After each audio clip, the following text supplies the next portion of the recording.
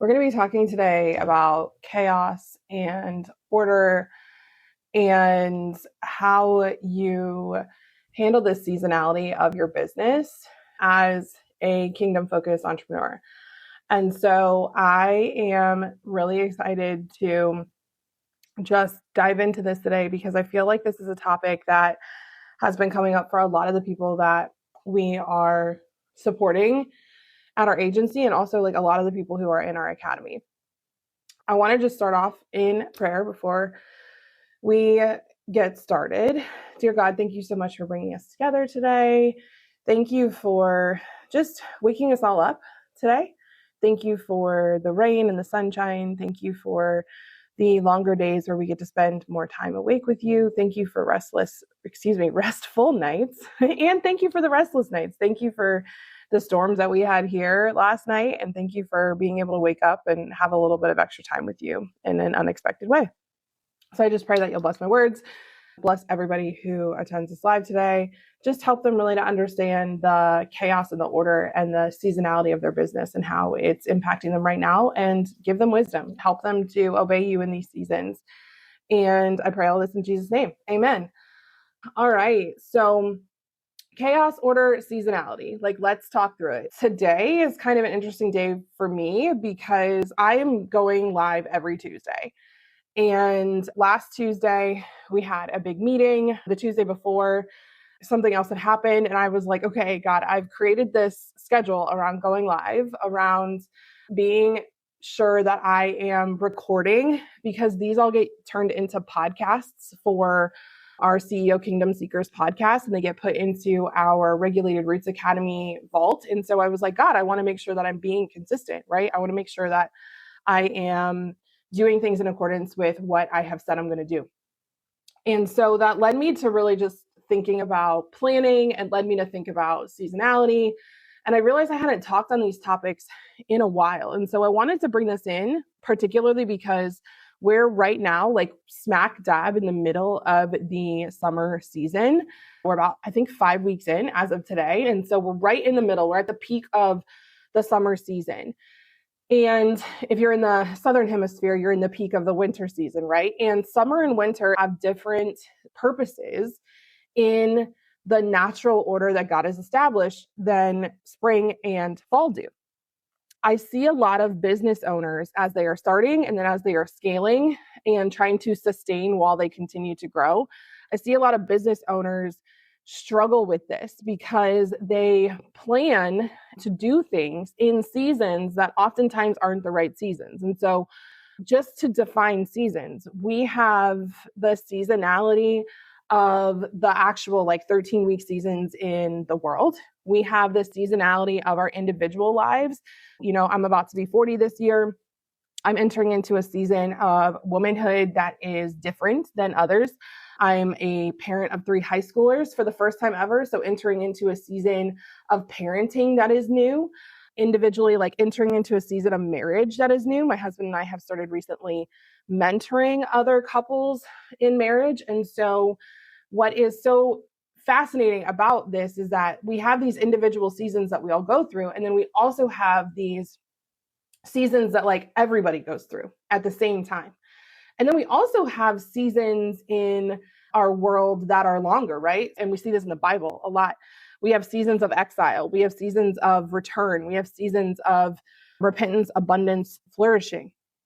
And then we have seasons of, a lot of times, falling away and going back into that exile, going back into that wilderness. So we can have wilderness seasons and preparing to enter into the promised land seasons and promised land seasons and then exile seasons. And so we can have all of these things.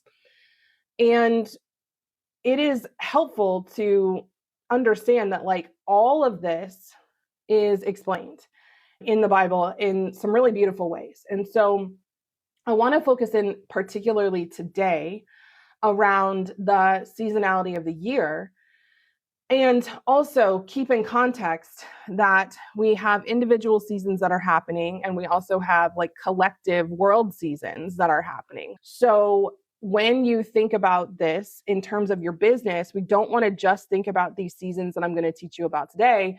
You want to be thinking about, how do I also look at the season that my community, my country, the world is in? And how do I also look at the season that I am personally, individually in, as a woman, as a wife, as a mom, parent, as a human? In Genesis, God teaches us what we are supposed to do. So God actually gives the idea of work to Adam, to humans, before the fall. So work was always meant to be part of what we do. Work and taking action and having dominion, being fruitful and multiplying and having dominion over creatures, over creation, is what we are designed to do. So as entrepreneurs, as business people, when we decide to start a business, we are really stepping into that natural design, that natural order of creating and taking dominion over creation. So we're co-creating with God, and we're also taking the dominion that He has assigned to us, and we are exerting that in the space that we believe God is calling us to take that dominion, because we all have different spaces. All right. So work is part of what we do. All humans, we are designed to work. So what's important to understand here is that a lot of times when we are in the world teaches us that we're supposed to try to make money doing as little work as possible.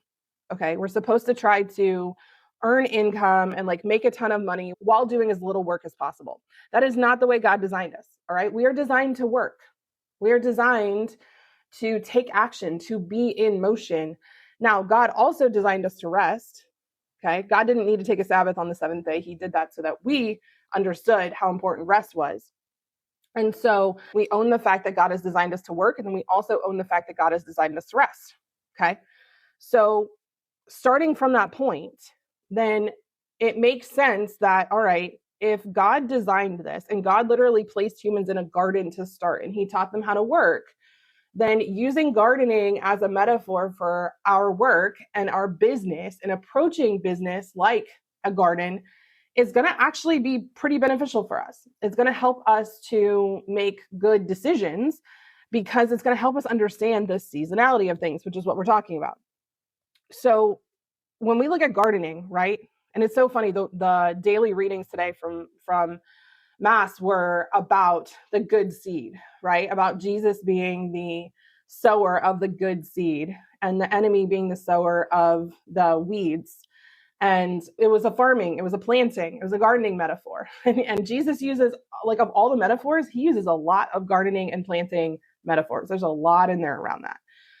And the reason is because we can really understand the dominion that we are supposed to own, the authority that we are supposed to take as children of God, as entrepreneurs, in that gardening example. So we have seed, we have soil, we have land, right? The field. We have the tending, all of the things that we need in order to prep the land to receive the seeds, and also the things that we need in order to take care of those seeds and help them grow. And then we have the growth itself, and we have the fruit or the produce that comes from whatever we've grown, right? So when we think about what is needed, there's not a lot there. We need a seed. We need a place to plant the seed. We need a way to cultivate and grow the seed. And then we need patience. We need time. We need intentionality and consistency, because you can't just water the seed once and then go, okay. And we need something else. And I think this is something that's left out a lot, or we try to find from another space. And that is, we need God's providence. We need Him to provide, right? How many times have we heard stories about droughts or about floods that happen in spaces where the humans had plans. They planted things and they were planning on growing things, and either there was no water or there was too much water. There was no nourishment or there was too much nourishment. So we need God's providence. We need Him to help us to ensure that those things grow and that they grow well. The biggest thing here that I see mess up entrepreneurs as they are getting started is they confuse what is God's responsibility with what is their responsibility. Okay. So when we decide the seed we're going to plant, that is something that we want to decide with God. We want to decide this with God because we want to make sure that we're planting what God wants us to plant. Now, the interesting thing that I see for a lot of people is they get stuck here. And they go, okay, well, I don't know what kind of business I should start. I have all of these different business ideas and God hasn't specifically told me which one to do. So I'm just sitting here waiting for him to tell me which one to do. If that is you, my invitation to you is to start moving, is to take one of the ideas or one of the things that you think God might want you to sow and ask yourself, which one of these would be the easiest for me to get started with? Or which one of these do I think would really serve people the most? Okay. Now, you really want to make sure that you're going to enjoy what you're doing. And to start, you don't know what you don't know. All right. So choosing something that you're passionate about, choosing something that you would be excited to see grow, not because it would like bring you success or fame or fortune or anything like that, but because you're like, wow, this would really serve God's people. And I truly believe like this would be something that would be beneficial for the world. Starting there, you taking action, even like reaching out to a mentor or you checking out a book from the library or you taking like a inexpensive course online, like you starting to get into movement, you looking up what you need to do to start an LLC, you looking up what needs to happen in the state that you live in or the country you live in order to get started, like you starting to take action that way. That is when God a lot of times is going to start directing you, right? Like he straightens our paths. If we are seeking him, actively seeking him and actively seeking to do his will, he straightens our paths. So at that point, if you're not sure what to pick something and start, because that is you actively taking steps on a path, which means he can straighten the path.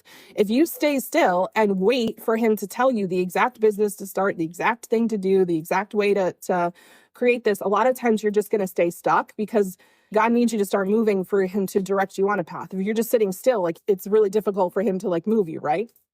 He can if he wants to. And what I've seen for most people when they are starting is get started, get into motion, and continue to talk to God, continue to ask him for his wisdom, continue to say, hey, God, I want to build this with you. I want to co-create with you. Like, what would you have me do here? Continue to seek his advice and his wisdom. He's going to guide you. Okay. So if you already know the seed that you want to start with, like God's already given you a vision. He's already said like, Lee, this is the marketplace I want you in. Then at that point, you're going to start. All right. So we are going to ensure that we've got good soil that we're going to plant in and that we have good seed. Okay. So good seed is the idea. Good seed is the thing that you want to bring to fruition that's going to help people. The soil is where you are actually planting. And so I think what's important about this is that you can start the same business in different ways and it will grow differently. So in the same way that you can start plants off in little cedar packs, I forget what those are called, but if you've seen those before, they're like these little trays and you put like one seed in each of the 20 sections of the tray and you grow them inside of your home or you grow them like under a light. And then you take them outside and plant them versus going out into an open field and like taking a ton of seed and planting it right then, sowing it right then. The soil and the location in which you are going to do this, again, you might not be sure. You might not be sure if you should start small or start big. One of the things that I tell people is it's better to start small usually because starting big, you have a higher likelihood of failure. And if you're somebody who can handle you can handle failure and you just get up and start going, get up and keep going and get up and keep going. Please do that. And I don't want y'all to hear what I'm not saying. I'm not saying don't start with a big vision in mind. I'm not saying don't think 5 years into the future and ask yourself, what would I hope that this became? That's actually a beautiful place to start. And we want to make sure that we are taking that big vision and bringing it down to tangible, bite-sized, everyday steps to start, because otherwise you're going to get really burned out really quickly. Okay. If you have never plowed a field before, if you have never planted before or like sown seeds before, and you are going out and you just bought like 100-acre farm and you're planning to till all of that land and plant every seed you've bought and like you're throwing it all in, if God tells you to do that, if you get a very clear instruction to do that, do what he says, right? Don't listen to me over him. Don't listen to anyone over him. And oftentimes, if he's not specifically saying, hey, I want you to start really big, start small. Okay. Do your research, understand what is needed in order to grow that particular seed that you are planting, what kind of soil it needs, what kind of sun it needs, what kind of nourishment it needs, what kind of watering, how much water it needs. Like, learn those things first and then start small. Okay. Because business scaling and sustainability is truly about replication. It's about automation, replication, and systemization, okay? We want to systematize, we want to automate as much as we can so things are efficient. And then we also want to make sure that we are replicating, okay? We want to be able to replicate what we're doing. And so if you start small and you learn how to grow those seeds inside of your house or in a pot on your porch, rather than you like going out and investing $10,000, $100,000, $1 million into something and then not knowing if it's going to work or not because you've never done this before. Again, if God tells you to do that, and I see a lot of people get really messed up this way when they're starting in business. And I also see people when they're scaling, they'll make the same mistake. They're like, oh, I've already started a successful business. I know how to do all of this. I want to buy a second field and start planting apple trees instead of orange trees. And I'm like, okay, but have you ever grown an apple tree before? You may have a lot of the wisdom that you need for these things over here, but if you've never grown an apple tree, there's still going to be a learning curve. And so don't assume that what you did in 100 acres over here, you can do in 100 acres over there. Okay. Like, you might want to start, maybe you're not going to start with seeds in your house, but you might want to start with like 5 acres over here and learning how to do apples and then plant and sow the whole field. Okay. So that's the soil.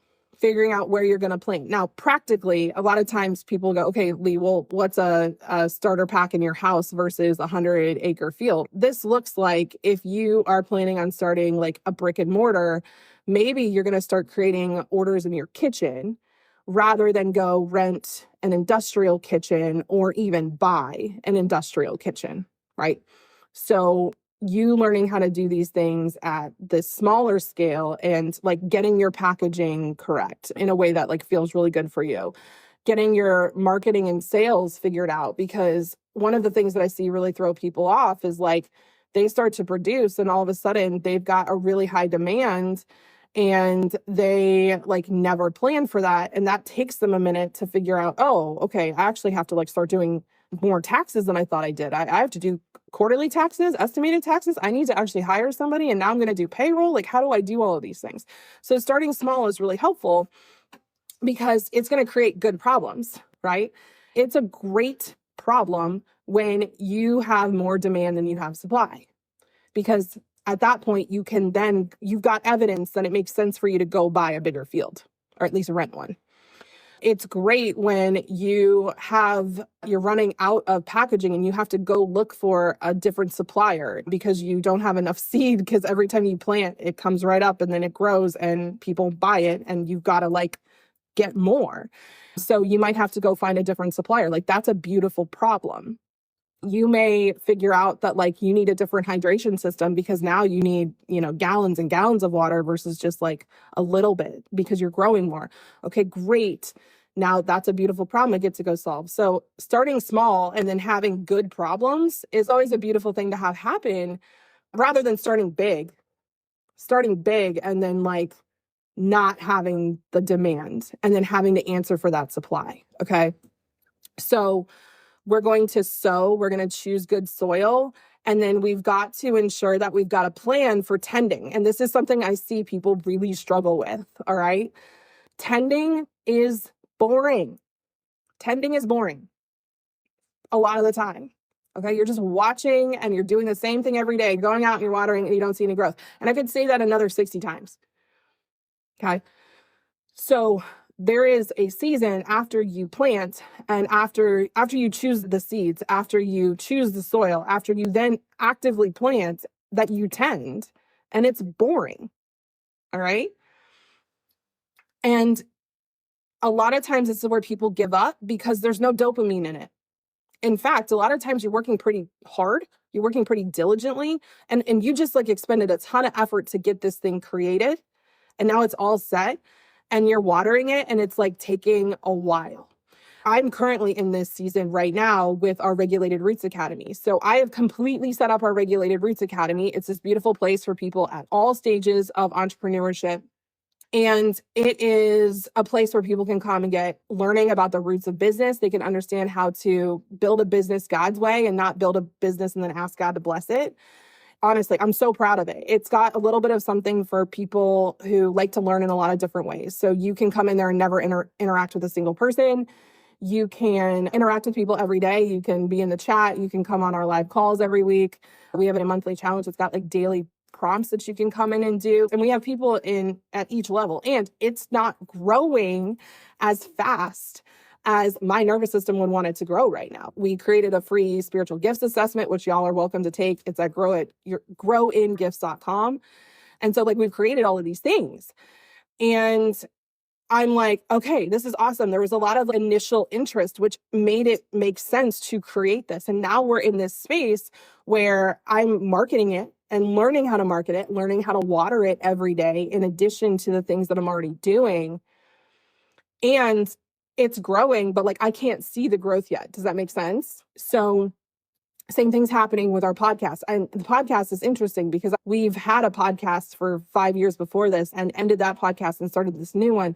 I know what it takes to grow a podcast, and we're only on episode 20 right now, which a lot of you might be like, whoa, but episode 20, 21, like our last one had over, I think, 150 episodes at the time we stopped. I know that growth starts to happen pretty exponentially with just one episode, right? But it's typically an episode that's in like the 20, 30, 40 range. It's typically not one of those first episodes that like pops off. But we've started seeing this. We're having a couple episodes start to really pop off on YouTube. Okay? So for those of you who are just about to get started, the summer season is really interesting because a lot of times when people start their businesses in like May, June, and I'm talking Northern Hemisphere here. If you're Southern Hemisphere, it's the opposite. But like if you're starting in May, June, you've got people going on summer vacation. You've got people, their kids are off for the summer. You've got people who like their schedule's super chaotic. So like you can't go, oh, okay, I'm starting my business in tending season and wondering why nothing's growing, AKA people aren't purchasing yet. And so you don't have fruit yet.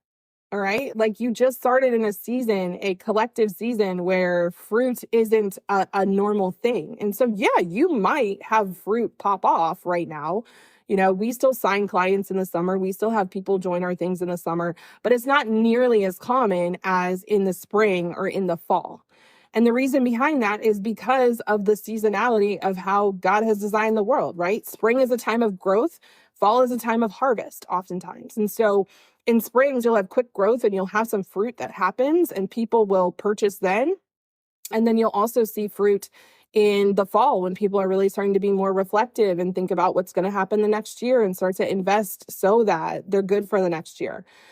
We see some man-made seasons like right around the new year, and we don't typically sell things around the new year because we know that's a man-made season. So we typically plan our launches in March and September or October because we know those are the times that people are starting to come out of hibernation or starting to think about what they're going to need for the seasons ahead to be good through the winter. And it's just so important to understand this summer season of tending is boring a lot of the time. It's also a season of rest. And a lot of people miss this. And I've personally missed this. This summer for me has been one of the most restful seasons from a work perspective. Like I've worked the least I've ever worked in a summer this summer. And what's wild about that is that the income is actually better than it's been for several summers. And that comes from this natural honoring of the order. It comes from understanding that, okay, if we're planting over here and we're tending here and we're harvesting here and we're resting and letting the ground like go fallow here, then we're honoring that natural order, then there's going, and we understand that we need to store. We understand that we need to plan for abundant times and for lean times. The more that we start to honor God's order like that in our businesses, the more abundance you're going to just see around the seasons, like throughout all seasons, because again, God really loves, he's designed it for us. He's designed it to be good for us to honor the natural seasons. So if you are somebody who you're noticing that in winter and in summer, you are just consistently hardcore, like going all out, you might want to look at the fact that you're potentially operating outside of the seasonality of God. Now, that doesn't mean that you can't be busy at work and then just resting the rest of the time. That doesn't mean that you can't put in a solid 30 to 40 hours of work a week during the winter and during the summer, and then like play in the summer and rest in the winter. That's not what I'm saying. And I'll see people who are doing like 70, 80-hour work weeks in the winter. I'll see people who are doing 70, 80-hour work weeks in the summer. And I'm like, first of all, 70, 80-hour work weeks are not God's design. And I will stand on that hill 10 toes down, okay? We were not designed to work that much. We were not designed to be pulling 12-hour days 5 to 6 days a week. We weren't designed to be working 16 to 18-hour days that long. Now, are there seasons in life where you've got to work really hard because you've got to take care of things? Absolutely. And some people might hear this and think like, oh, Lee, that's kind of a privileged position to take because like you're able to do that. Look, please hear me. I am not saying don't do what you need to do to support your family. And what I'm saying in addition to that is sometimes we get so worried about looking to the future and it looks like we're not going to have daily bread, or it looks like we're not going to be able to take care of things or pay our bills. And instead of relying on God and trusting him and trusting that he doesn't want us to work ourselves to the bone, to death, like that's not how he designed it, we lean on our own strength and we push ourselves past capacity. And then we end up getting sick. We end up having something bad happen. Or even if you make it through that season, you are so spent that it actually ends up causing problems later, right? Or you went so hard in this area that you ignored your family, you ignored your own health, you ignored your own mental health. And we need to have a conversation as entrepreneurs, and particularly as Christian entrepreneurs, as children of the King who has said, I don't want y'all laboring in vain. I don't want y'all working through the night when I haven't told you to work through the night. I don't want you all planting when it's not the season for planting. I don't want you trying to like do everything in your power to make fruit grow when fruit grows naturally if you do things in a natural way. And that this is a really tough lesson for those of us who have been taught to sow and to tend and to reap. And like, it's all on us. It's our job to make sure that things happen. And so we've really got to look at the responsibility of God versus the responsibility of us. Like, what has God told us is our job and what has God said is his job? So when we look at this season of tending, a lot of times this is where people forget what God's job is. They forget what's God's job and what's theirs. And they start trying to do all sorts of things to make that fruit artificially grow faster, to make things, go quicker, go easier, produce more. Sometimes they'll even forget a field that they've planted over here and they'll stop watering it and they'll come over here and start tending and planting something else. And it's like, hey, you've got perfectly good fruit that's going to grow there. You've just got to be patient and you've got to wait and trust the Lord that he's going to take care of you and he's going to give you your daily bread while that is growing. But we don't do that. And we come over here and we start something else. And then we come over here and we start something else. And then we've got like 5 fields that are planted and they're like in various stages of deadness and growth because we didn't give ourselves permission. We didn't trust God. We have this drive to be the ones who can say, I did this.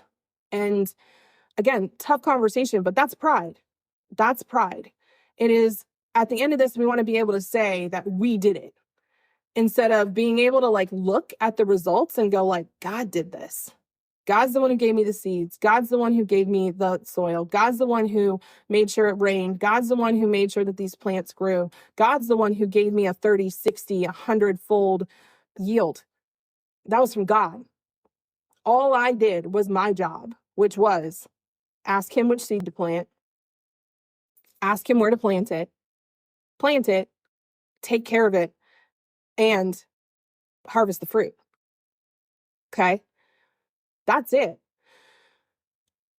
And there's actually one more job that you have. And it is one that I think is the toughest, even beyond being patient in the tending in that boring season. Because our nervous systems, especially in today's society, like with social media, we are geared towards dopamine hits. We are geared towards speed and urgency and productivity and progress and growth constantly. That's a big issue. And I think an even bigger issue is this. This is something that I learned just probably several months ago, and it absolutely blew my mind. There's actually two things I want to share here, but the first one is this. When you have a flourishing orchard, let's say that you have an orange tree that has consistently produced, okay? When it starts to bud, when you start to see the beginnings of the fruit on the tree, a lot of times those trees grow so well that if you were to let every single one of those buds become fruit, it would weigh the tree down, the limbs would snap, and or the fruit would not be as delicious, it wouldn't be as juicy and as tasty because the tree's nutrients are having to serve twice the amount of fruit. So a lot of times in these orchards that have more mature trees that they are producing and producing well, when the buds form, they actually go through and they measure and they're like, we know that we only want one bud per so many, I don't know, square whatevers. There's a specific measurement that they have and they go through and they prune off perfectly good buds. And they go, these are all no's so that this fruit over here can be a yes. And it can be as good and delicious as possible. And this is something that I think we have a really hard time with because this is that fear of missing out, right? So we've got to make sure that we have space and capacity for all of the fruit that will come. And that means you have to say no sometimes to perfectly good fruit because if you say yes to it, the rest of the fruit won't be good. So you may have an opportunity that comes up and you're like, wow, this is amazing. And this is not the right timing. This is not the right season for this. Okay. So you've got to be able to know when you're going to need to prune. There are a lot of things that I say no to that I don't want to say no to. One of those, actually, I'm going to mention it here because I keep starting to get into it and I have to stop, is TikTok Shop. We have a few agency clients who make multiple 5 figures per month on TikTok Shop that we support. And we have to have this conversation with them. For me, it means that I'm not on TikTok Shop at all, right?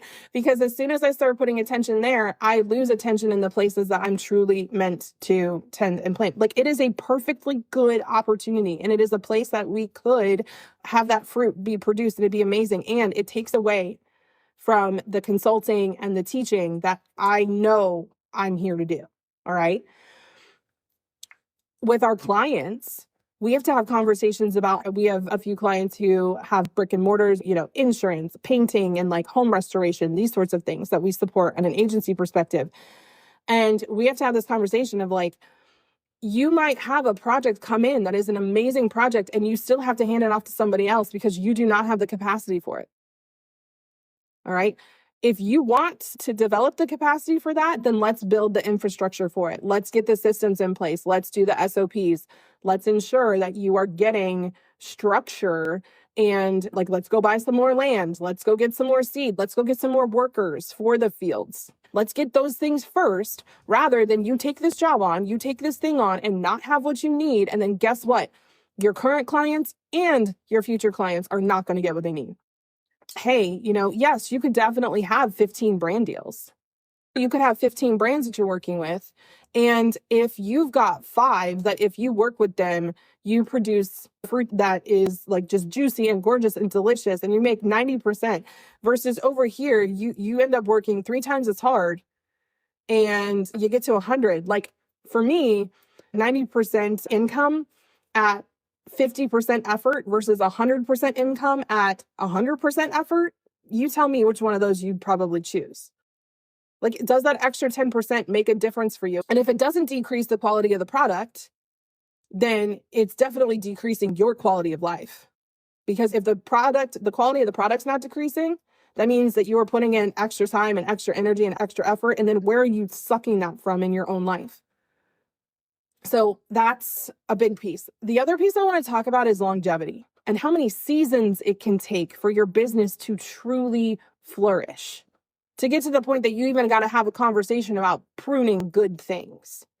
Because pruning is a crucial part of this conversation, but that pruning of good things is only one of the 3 things that you need to prune. And so when we talk about what this looks like long-term, when you are starting something new, you've got to be in this for the long haul.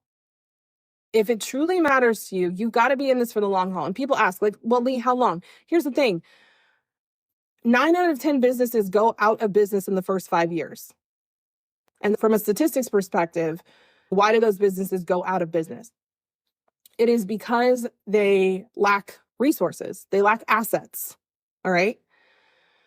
When you look at businesses that go out of business in the 5 to 10 year range, of the 10% of businesses that survive the first 5 years, only 10% of those will survive the next 5.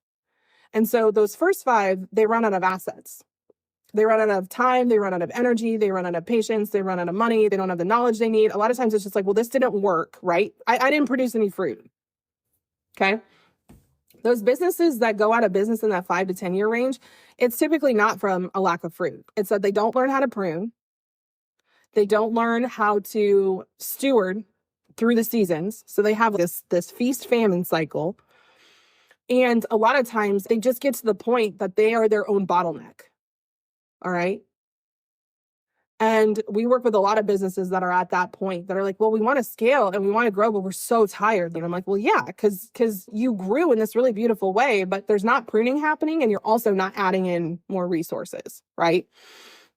I share that because in those first 5 years, you got to give it years, okay? One of the most commonly talked about fruits in the Bible is grapes. It's vineyards. Do you know how long it takes for a vineyard to become a sustainable, successful vineyard? I'm going to put a link to an article if you're listening to this on the podcast. I'm going to put a link in the show notes that it just blew my mind when I read it. Don't even expect grapes the first year, okay?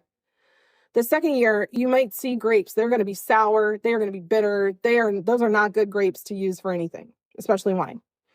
The third year, if you are lucky, you're going to start seeing some grapes that are good fruit. And then from that point forward, if it's not the third year, it's usually the fourth. All right. Can you imagine being in business for 4 years before you saw fruit that was actually good fruit? Are you willing to do that? Are you willing to start a business and scale it in a way that it may take 4 years to truly see the fruit that you want, or longer? Now, there are some businesses that take less time.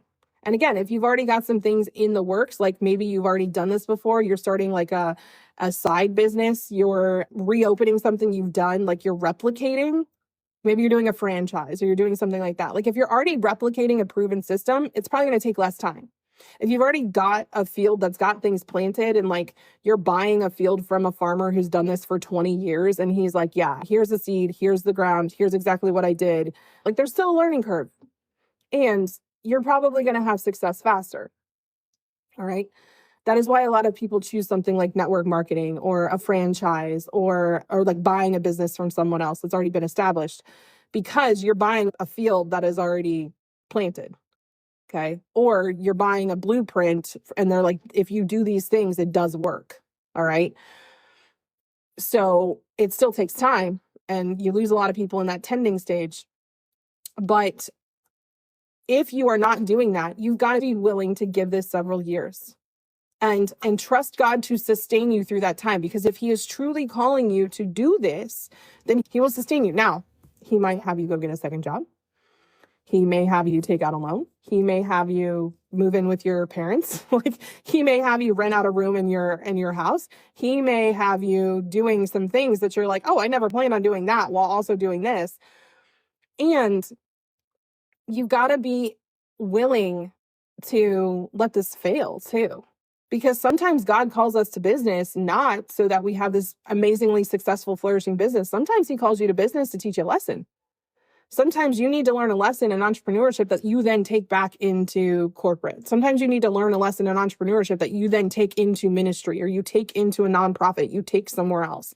So we don't want to, this is the last thing, like when we talk about pruning in that first 5 years, we need to prune the weeds.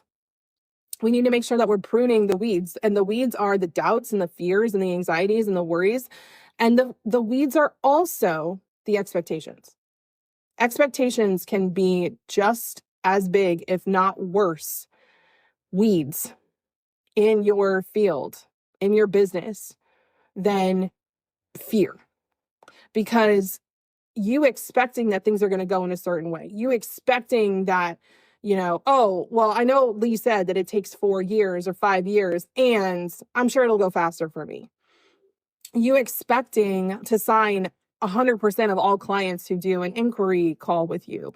The average close rate for really amazing closers is like 50%. Okay. So if you're like, oh, I'm going to start closing 70% of all of the discovery calls that I have off the bat. Well, okay, we've got some really unrealistic expectations. We want to have hope. We want to have faith. If God leads us to a business, we have hope and faith and trust that he will take care of us, that he will use everything for good, that he will help us along the way, that he will give us our daily bread, that he will sustain us and he will help us through all of it, that he will give us his peace and his strength and all of those fruits of the Spirit. He's going to cultivate those in us along the way. And we have no idea how this business is going to turn out. You don't know if you're going to be a millionaire. You don't know if you're going to be on the cover of Forbes. Like, you don't know if you're going to be able to say anything about the success, the fame, the fortune, the abundance, like any of that around the business. And this goes back to the seed. Okay. It goes back to the seed. You've got to make sure that the seed you are planting, your heart is in it. That even if this doesn't go the way that you wanted it to go, you are so glad that you tried, because the seed you were planting mattered. Because the way in which you wanted to help people, the product that you wanted to bring to the marketplace, the service that you wanted to use to support others, like, you truly thought that it would benefit people. You truly thought that it would bring good to others. You truly thought, like, yes, if I do this, this allows me to fulfill both commandments, the greatest commandments, to love God above all else, to will God's good, and to love others as I love myself, right? As we love ourselves. So I'm willing the good of others. I'm willing the good of myself. I'm willing the good of God first and foremost through this business. Because if you're not hitting that mutually beneficial triangle, if you're not like, is this in accordance with God's will? Yes. Is this willing the good of other people? Yes. Is me starting this business willing the good of myself? Yes. If you can't say yes to all three of those, you got an issue. And so the pruning that happens is the devil, the enemy. If you go into Matthew chapter 13, he talks about this. The enemy is going to come in and try to sow weeds. He's going to try to sow doubt. He's going to try to sow fear. He's going to try to sow anxiety. And he's also going to sow expectations. He's also going to sow worldly ways of doing business in.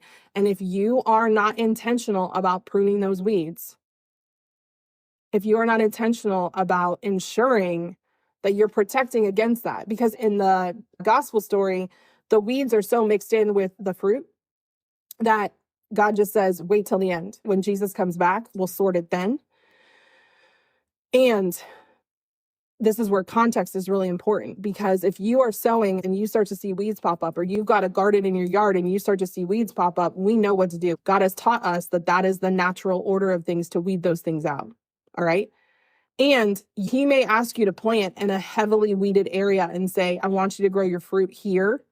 And I need you to allow me to clear out the weeds in your mind, the soil of your mind, because I can't grow the fruits of the Spirit in that soil of your mind, of your heart, if you are afraid, or if you are expecting me to do things that I never promised you I would. So we've got to pay attention to those things, okay? So I hope this was helpful. If you want to learn more, or you want to watch the full video replay of this, please come join us on Regulated Roots Academy. It is a free trial for 7 days. You can try out the whole area. You can come in, you can take all of the courses that are in there, and you can take our spiritual gifts assessment. You can do all of those things free for 7 days. So we'd love to see you in there. And if you have any questions, feel free to send me a DM. I'm happy to chat with anybody. And yeah, I hope that this really helps you all start and scale and sustain your businesses in a way that is in alignment with the natural order of things. And I will see you all next Tuesday.